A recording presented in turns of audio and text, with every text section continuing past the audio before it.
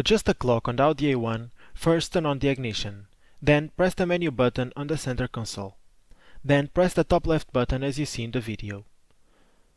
Now go down, rotating the central button, and change from auto to manual. Now you are ready to change the time and date. Go to the top and press the central button and rotate it to increase or decrease the value of the hours. Press it again to set the value of the hours, and now you can change the minutes, rotating the button to increase or decrease the value. To set the value of the minutes, press the button. Rotating down, you can change the date using the same principle you used to change the time. Press the button and rotate it to change the value of the day.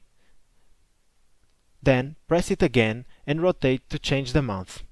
Then press the button and rotate to change the value of the year. Finally, press the button to set the value of the year. If you found this helpful, leave a like. If you have any doubt, comment the video. See you next time.